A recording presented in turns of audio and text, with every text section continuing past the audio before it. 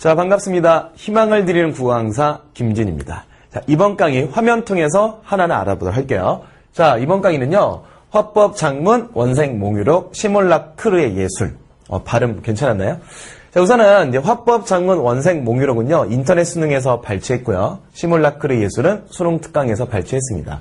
이 발췌된 부분은 선생님 개인적인 의견 아니에요. 개인적인 의견 아니고, 강북 비타이듀에 계시는 훌륭하신 우리 국어과 선생님께서 고심고심해서 이제 발췌를 한 부분입니다. 자, 그러면 이제 1번부터 들어갈 텐데, 화법이에요, 화법. 화법을 우리 학생들이 많이 어려워하시는 것 같은데, 우리 기존의 수능에 보면 듣기평가 있었죠. 4번하고 5번. 어떤 문제였습니까? 어떠한 대화의 상황을 제시했고요.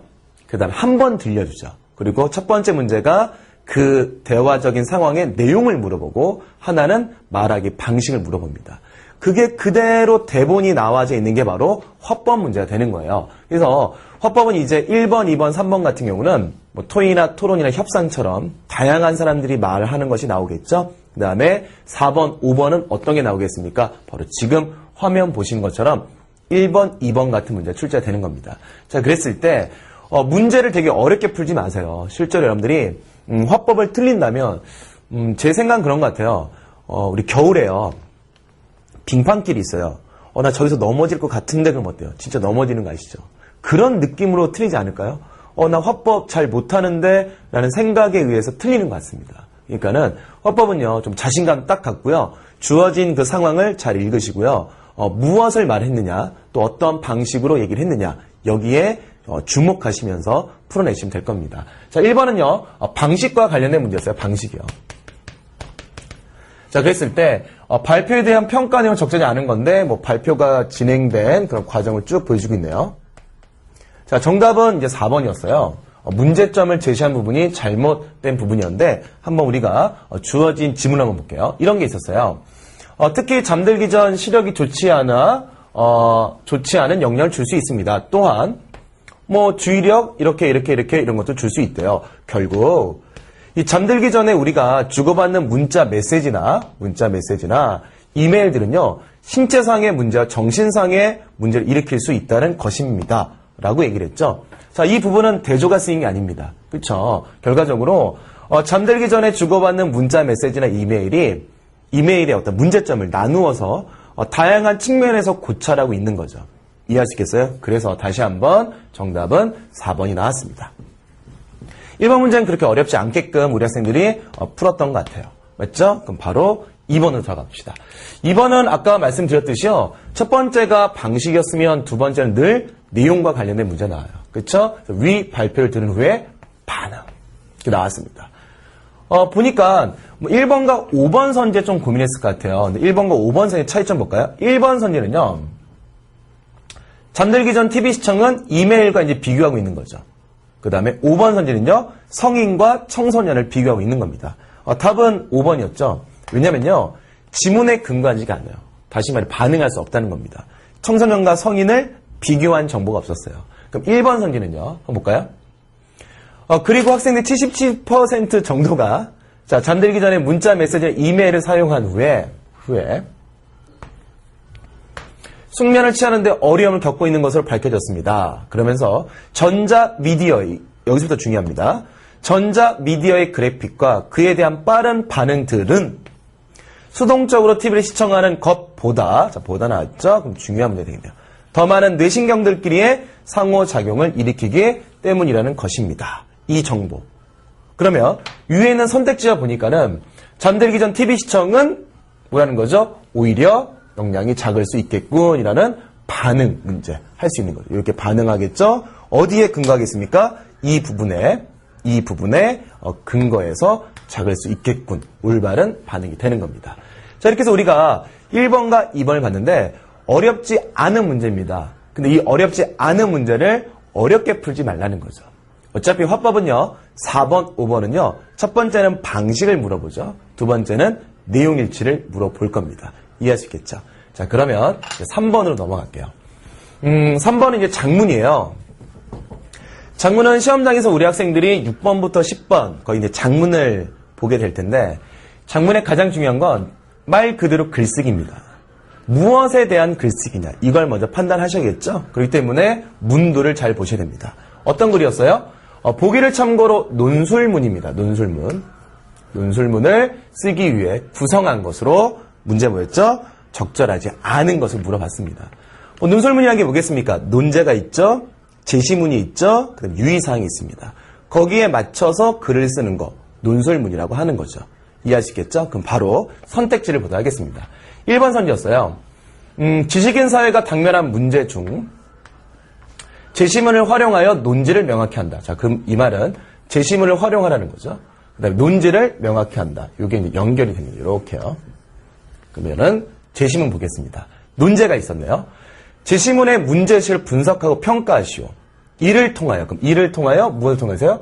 제시문을 통하여 학문의 길로 들어서는 학생의 관점에서 한국의 지식인이 가져야 될 바람직한 탐구 자세에 대하여. 자, 그러면 한국의 지식인이 가져야 할 바람직한 탐구 자세에 대하여. 이게 뭘까요? 논지가 되겠네요. 자신의 경험이나 구체적인 예를 활용하여 논술하시오라는 논지였습니다. 그러면 한번 볼까요? 우선은 지금 주어진 1번 선지가 제시문을 활용하여 논지를 명확히 한다. 보니까 제시문 이를 토대로 하여 논지를 명확히 한다. 그대로 떨어지는 올바른 선지가 되는 겁니다. 이해하시겠죠? 자, 그럼 2번 선지 볼게요. 자신의 구체적인 사례는 내용 조직의 일반 원리에 부합하는지 확인하고 기술한다. 자, 무슨 얘기였죠? 구체적인 사례는 내용 조직의 일반 원리에 부합하는지 확인한다. 내용 조직의 일반 원리에 부합하는지 확인한다. 한번 보겠습니다. 우선 논제를 딱 보니까 이런 구절이 있었어요. 자신의 경험이나 구체적인 예를 활용하여 논술하시오. 됐죠? 그 다음 유의사항을 보니까 내용 조직의 일반적인 원리인 무엇을 준수할 것 되어 있습니다. 그렇다면 여기 있는 말과 여기 있는 말에 의해서 2번 선지는 올바른 선지가 되는 겁니다. 어렵지 않죠? 자, 그 다음에 3번 선지입니다.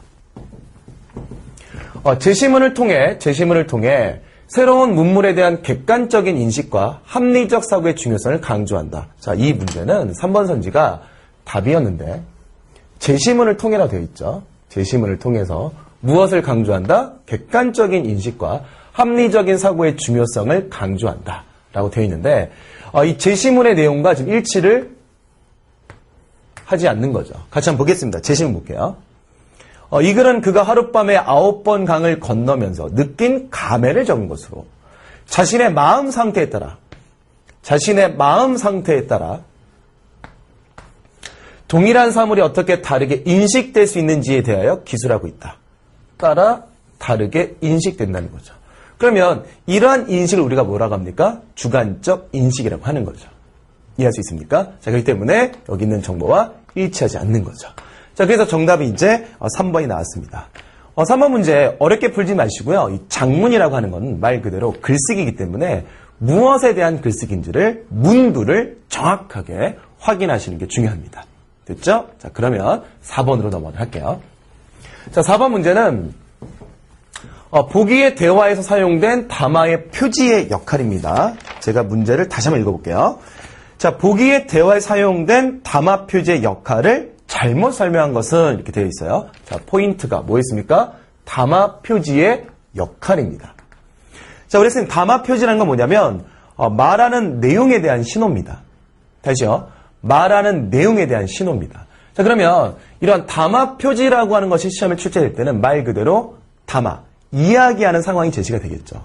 지금 보시는 것처럼 선생님과 학생 A의 대화의 상황이 있다는 거죠.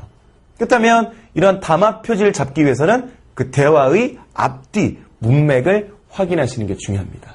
이해하시겠죠? 자, 그러면 1번부터 같이 한번 확인해 볼게요. 자, 1번 선을 보니까는 A는 수업 내용을 예고하는 것으로, 그러니까 역할이었네요. 포인트가 예고였네요. 이를 통하여 예고가 담화의 표지의 역할 중에 하나라는 것을 알 수 있다. 자, 그러니까 A 보니까 오늘은 배울 것입니다. 해서 연결이 되는 선지가 되는 거죠. 올바른 역할입니다. 2번이요. 특정 대상을 가리키는 것으로 비언어적인 표현과 비언어적인 표현 여러분들 알고 계시죠? 자, 우선 모르시는 분들을 위해서 자, 반언어적인 표현이 있고요. 비언어적인 표현이 있습니다.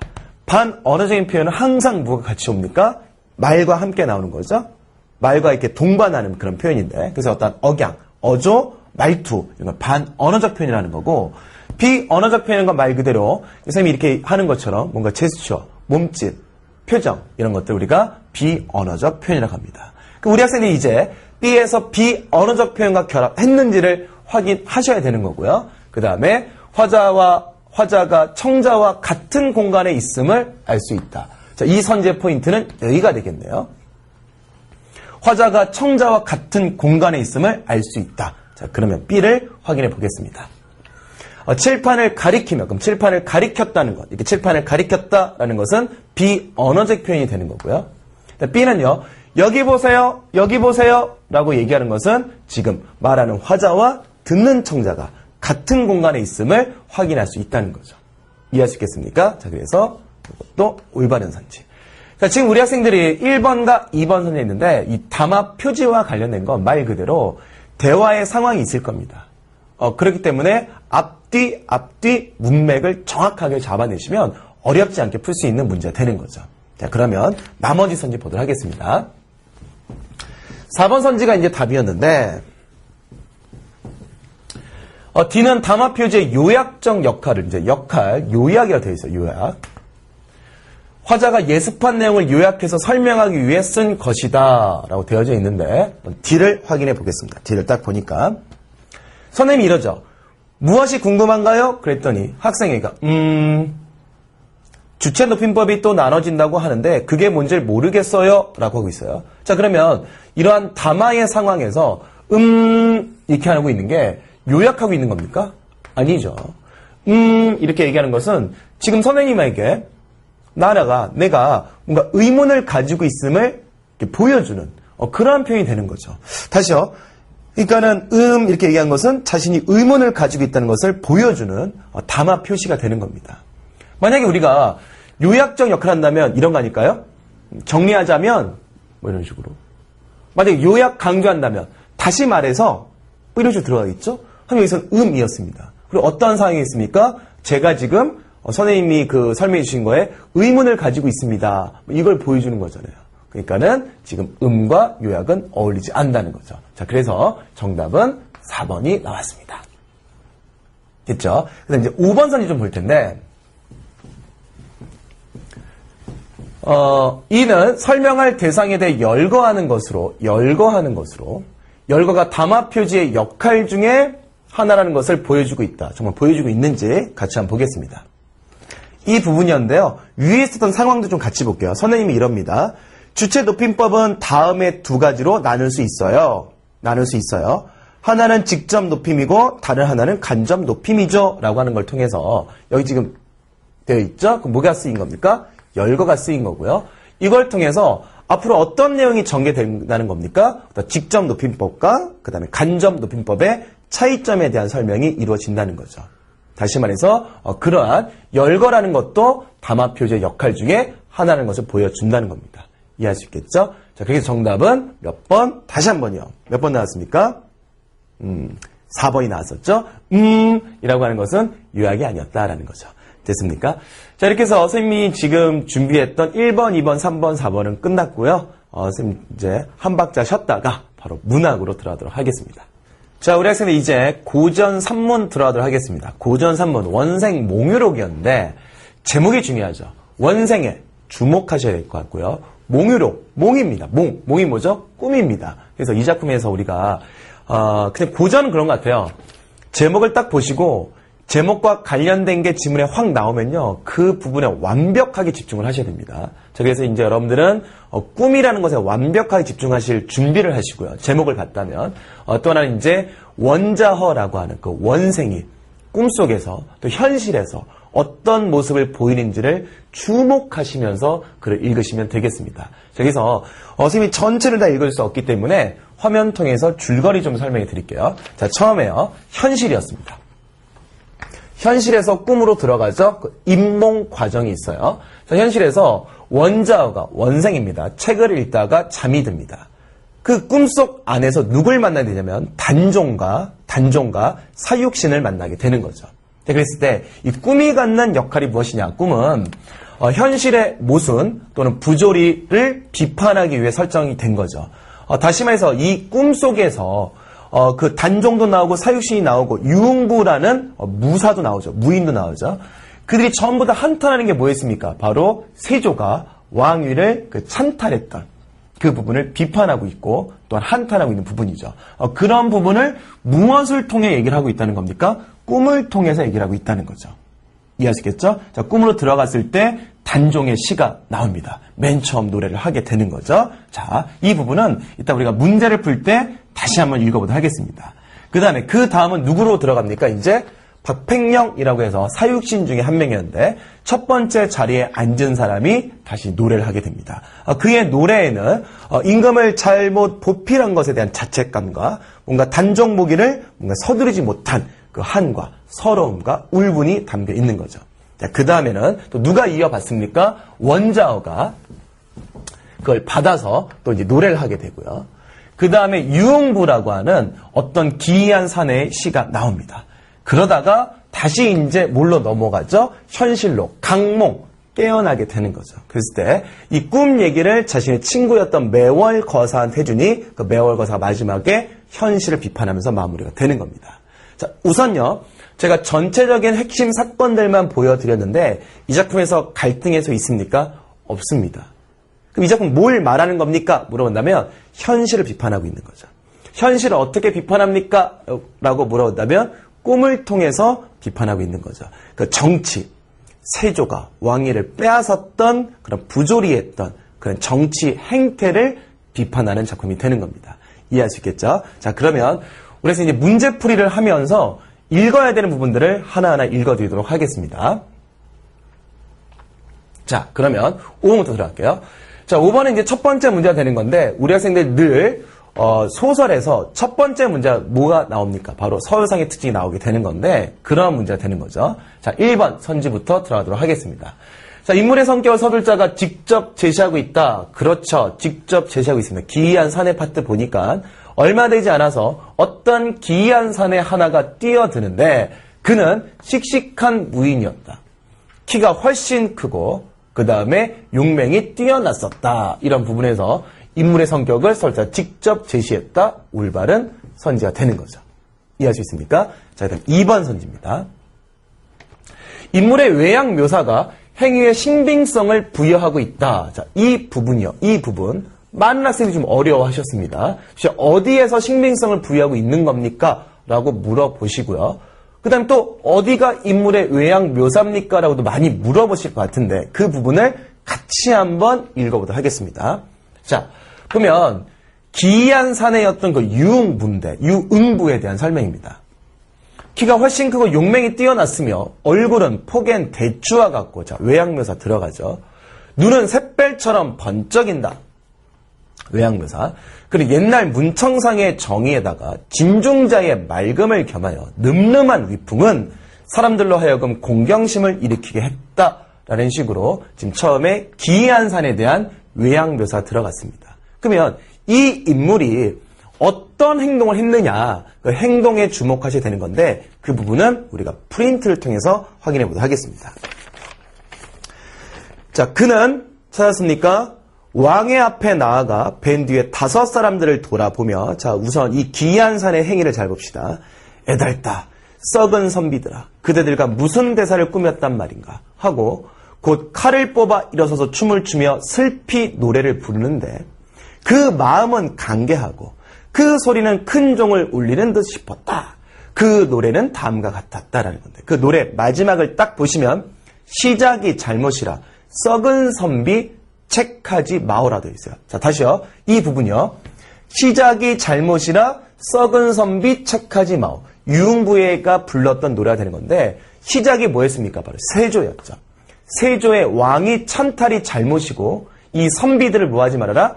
책망하지 말아라 라는 겁니다. 이해할 수 있어요? 자, 근데 이 구절과 2번 을 우리가 어떻게 연결시킬 수 있냐면 그런 거죠. 이 말을 누가 했다는 거야? 이런 사람이 했다는 거죠. 다시요. 이 말을 누가 했다는 거야? 이 노래를 이런 사람이 했다는 거야. 그래서 이 사람이 했던 이 노래에 대해서 또 노래를 불렀던 그 행위에 대해서 무엇을 주고 있다? 뭔가 신빙성을